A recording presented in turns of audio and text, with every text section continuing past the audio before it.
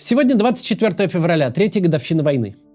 Уже в третий раз накануне этой даты некоторые из пользователей выкладывают в соцсети нарезки из старых выпусков новостей.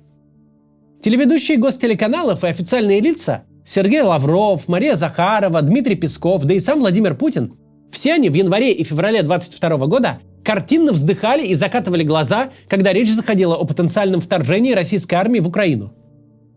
Все они эту нелепицу отвергали и высмеивали.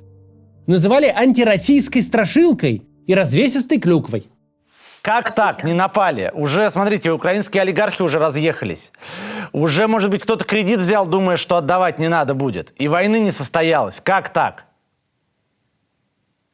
Знаете, как пела и поет Ирина Аллегрова: «С днем вторжения, улыбок радости, везения». Некоторые из спикеров, как, например, пресс-секретарь МИДа Мария Захарова, за неделю до войны упражнялись в остроумии. Вот пост Захаровой от 16 февраля 2022 года. Просьба к средствам массовой дезинформации США и Британии – Bloomberg, New York Times, The Sun и так далее. Огласите график наших вторжений на предстоящий год. Хотелось бы спланировать отпуск. В тот же день Захарова смеется над публикацией телеканала «Дождь», где пишут о вероятной войне. Сравнивает публикации «Дождя» с услугами гадалки. Ну или вот еще одна шутка, на этот раз с эротическим подтекстом. Захарова обращается к американскому постпреду при ООН Линде Томас Гринфилд. Дорогая Линда, скажу как женщина женщине. Даже когда есть потенциал, желание вторжения не возникает автоматически. Несмотря на все шутки, война была развязана, и 24 февраля ее третья годовщина. А днем позже, 25 числа, в городе Верхняя Салда состоятся похороны 18-летнего солдата-срочника Даниила Селяева. Он родился 1 февраля 2006 года. Погиб в Курской области 20 ноября 2024. Почему его хоронят спустя 3 с лишним месяца после смерти, мы не знаем. Отец Даниила, Алексей Селяев, бывший участник боевых действий на Северном Кавказе, а ныне чиновник в Верхней Салде. Несмотря на боевой опыт, а может быть в связи с боевым опытом, у Алексея на странице нет за последние 3 года ни одной воинственной публикации. Лишь снимки с рыбалки, с тихой охоты за грибами, из бани и из поездок по России. Старший сын Алексея Селяева, Никита, ушел служить летом 21 года. Отслужил и вернулся ефрейтором летом 22-го. Война уже шла несколько месяцев, но старшего сына она, к счастью, никак, видимо, не коснулась. В его отношении обещание Путина было выполнено. Подчеркну, в боевых действиях не участвуют и не будут участвовать солдаты, проходящие срочную службу. И не будет проводиться и дополнительный призыв резервистов из запаса. Поставленные задачи решают только профессиональные военные. Уверен, они надежно обеспечат безопасность и мир для народа России. А вот младший сын, 18-летний солдат-срочник Даниил Селяев, погиб. И его похоронят в первый день 4-го года войны. Той войны, которую президент и МИД обещали не начинать.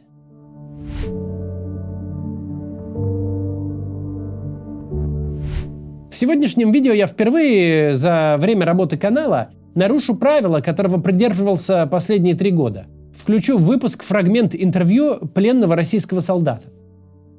Такие интервью с военнопленными – популярнейший жанр в украинском ютубе. Их записывают Владимир Золкин, Дмитрий Карпенко, Юрий Бутусов и некоторые другие медийные лица украинские. Они беседуют с попавшими в плен россиянами из разных слоев общества, с разными взглядами и жизненным опытом. Нередко по ходу беседы рассказываются весьма драматичные истории, достойные артхаусного фильма. Я никогда не ссылался на такие записи прежде, как на источник информации, потому что разговор с пленным, то есть с обезоруженным человеком, находящимся во власти вооруженных людей, с которыми он только что воевал, это так называемое недопустимое доказательство. Потому что сказать в такой ситуации человек может все что угодно. Запись такую можно принять к сведению, но аргументацию на ней строить не стоит. Поэтому сегодня покажу фрагмент интервью в виде исключения. У меня первый вопрос. Мама в курсе, где вы сейчас вообще? Да. Да, в курсе. Сколько вам лет? 19. А здесь что делаете? Юноша. Нас хочете на контракт намотали.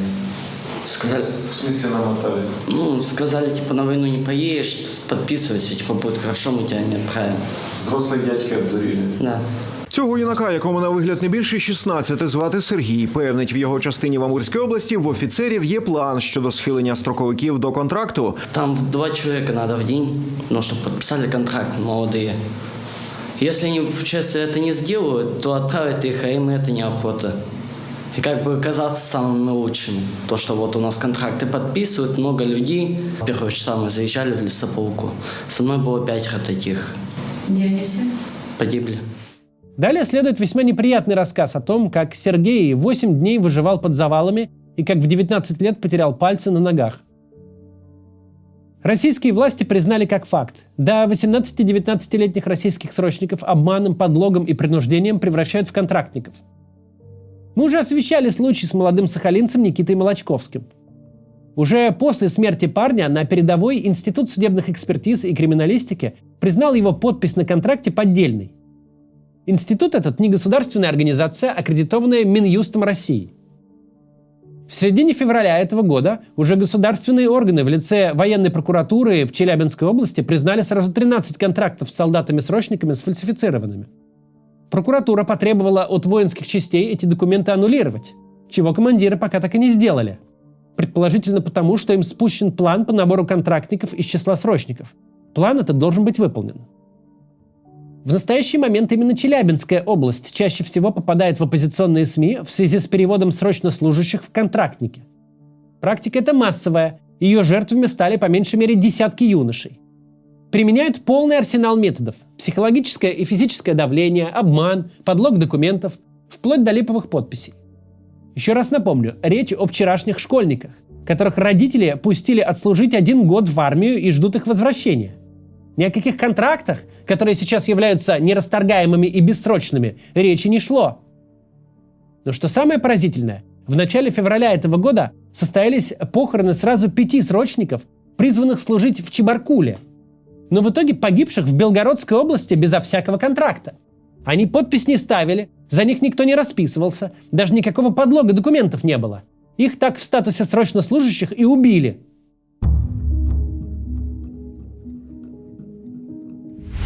В декабре прошлого года Владимир Путин жестко и с большим негодованием высказался о возможности снижения мобилизационного возраста с 25 до 18 лет. Говорил он, правда, об Украине. Я думаю, что очередным преступлением будет и снижение мобилизационного возраста до 18 лет. Это именно преступление, потому что снижай хоть до 14, как в гитлеровской Германии, создавая Гитлер-Югенд, ситуацию на поле боя это не поменяет. Это всем понятно. Но думаю, что по указке тех стран, интересы которых защищает киевский режим, он не защищает интересы украинского народа. Это сегодня уже очевидно. По указке тех, чьи интересы он обслуживает и защищает, пойдут на снижение мобилизации до 18 лет. И пацанов погонят на убой. Странное заявление, учитывая, что в России, не говоря уже об ЛДНР, нижней возрастной планки для мобилизации не было. К примеру, совсем недавно, неделю назад, на Алтае похоронили 24-летнего мобилизованного Евгения Воропаева. На момент мобилизации ему было и вовсе 22. В Украине его бы не призвали. С момента того выступления Путина понижение возраста в Украине так и не случилось. Да, украинцы сейчас записывают довольно жуткие видео, где подлежащих мобилизации граждан ловят на улице и в транспорте. Но возрастной ценз с апреля 2024 года остается неизменным. До весны 24-го он был 27 лет, сейчас 25. Молодежь до 25, будущее нации, не трогают, насколько бы тяжелым ни было положение на фронте. Потому что, утратив часть территории, страна существовать сможет, а потеряв свою молодежь – нет. Российские власти сейчас стараются избегать открытой ловли людей. Такой, которая была сначала в самопровозглашенных республиках в феврале 22 года, а потом в самой России осенью того же года. У путинской политической системы есть четвертьвековой опыт существования в формате информационной автократии. Да и сейчас, в общем-то, это частично так продолжается. И потому руководство быстро сообразило, что отлавливать граждан в открытую для отправки на войну значит генерировать крайне нежелательный контент. Максимум, что власти сейчас себе позволяют, демонстративно хватать призывников. Такие инциденты случаются и в Москве с ее повсеместными камерами наблюдения и распознавания лиц. Однако случаи отлова призывников, даже если и выволакивают из квартиры или машины, не особо будоражат общество. Речь же, по идее, не об отправке на войну, а о годичной службе, которую немаленькая часть российского общества считает обязательной.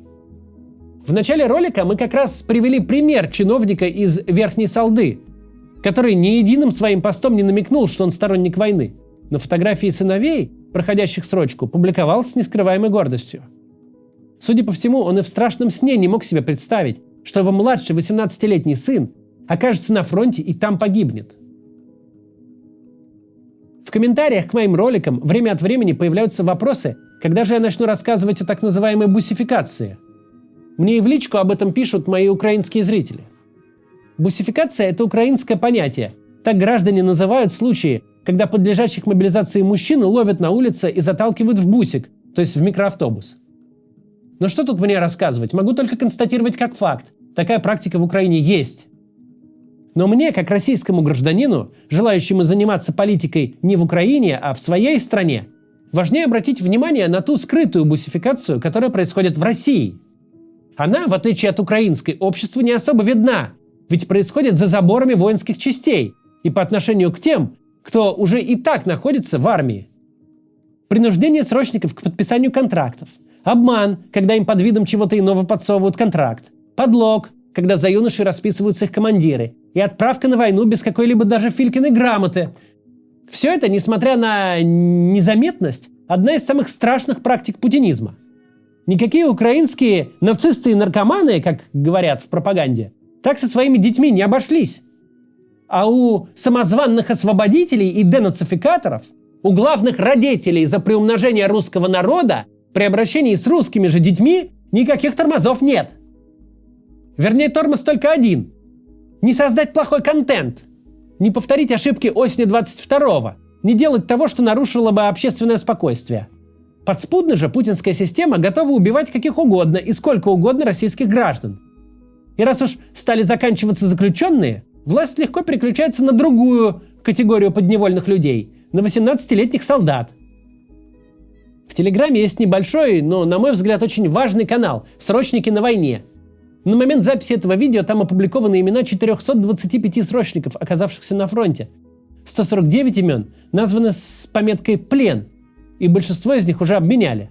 Остальные погибшие и пропавшие без вести. У многих год рождения 2005 или 2006. Это безумие должно быть немедленно прекращено. И лучше бы никогда не начиналось. Сомнительный юмор Марии Захаровой насчет графика начала войны наша страна перенести может, а вот такие потери нет. До завтра.